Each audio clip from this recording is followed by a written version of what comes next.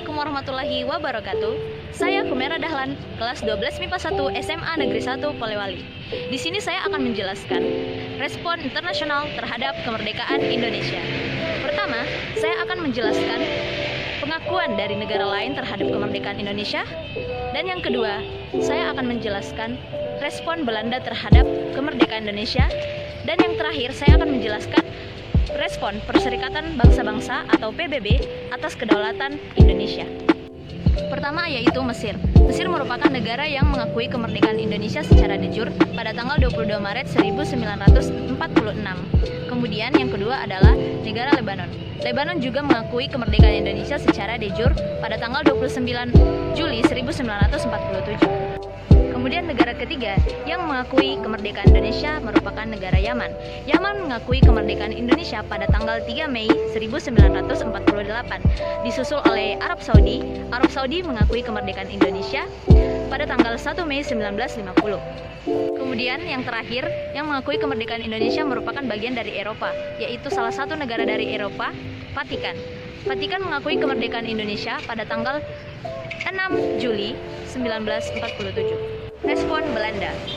Setelah Indonesia memproklamasikan kemerdekaannya pada 17 Agustus 1945, Belanda tidak mau mengakui kemerdekaan Indonesia dan malah membonceng sekutu datang ke Indonesia untuk melucuti pasukan Jepang. Belanda juga membentuk NICA atau Netherlands Indian Civil Administration untuk memecah Indonesia.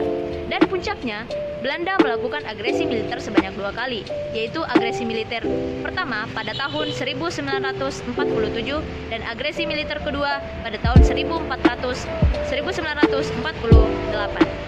Belanda baru mengakui kemerdekaan Indonesia pada tanggal 27 Desember 1949 melalui keputusan KMB atau Konferensi Meja Bundar di Den Haag pada tanggal 3 Agustus hingga 2 November 1949. Respon PBB. PBB atau Perserikatan Bangsa-Bangsa membentuk Komisi 3 Negara untuk menengahi konflik antara Belanda dengan Indonesia. Melalui resolusi Dewan PBB nomor 86, Indonesia akhirnya diakui kemerdekaannya oleh PBB dan menjadi salah satu anggota dari PBB. Demikian yang bisa saya sampaikan. Itulah tadi penjelasan saya terkait respon internasional terhadap kemerdekaan Indonesia. Kurang lebihnya mohon dimaafkan. Dan wabillahi taufiq wal hidayah. Wassalamualaikum warahmatullahi wabarakatuh. Dadah teman-teman.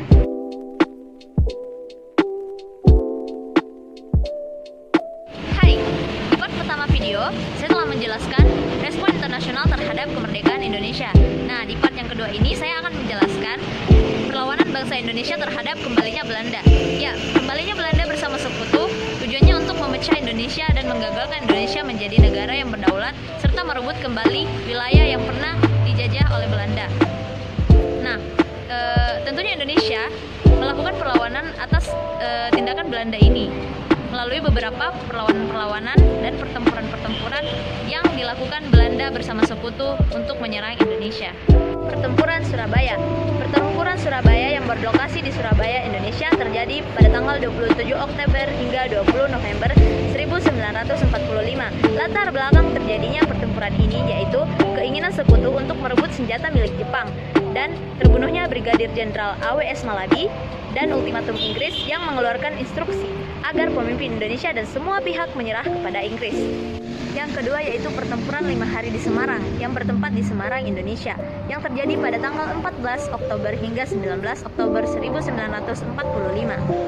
Terjadinya pertempuran ini yaitu karena terbunuhnya Dr. Kriyadi di Petorongan dan para pemuda menangkap Jenderal Hakamura dan menyebabkan kemarahan dari Jepang.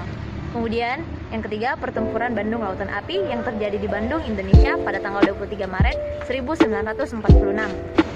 Latar belakang terjadinya pertempuran ini yaitu pemberian ultimatum kepada masyarakat dan para pejuang yang memiliki persenjataan kolonial Jepang untuk dikembalikan ke pihak Belanda.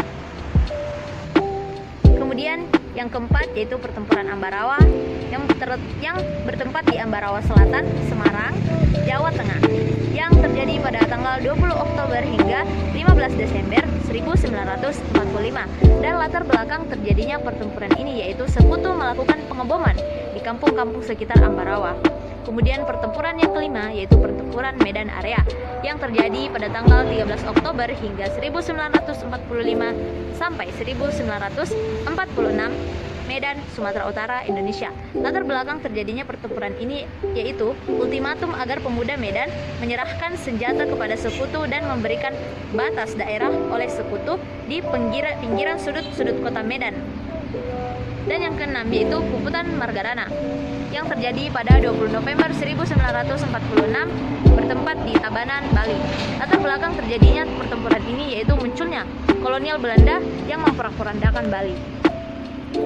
Demikian penjelasan saya di part 1 dan part 2 yaitu tentang respon internasional terhadap kemerdekaan Indonesia dan perlawanan Indonesia terhadap kembalinya Belanda bersama sekutu. Semoga apa yang saya sampaikan bisa bermanfaat untuk teman-teman di luar sana dan bisa memberikan pengajaran kepada teman-teman tentang sejarah Indonesia.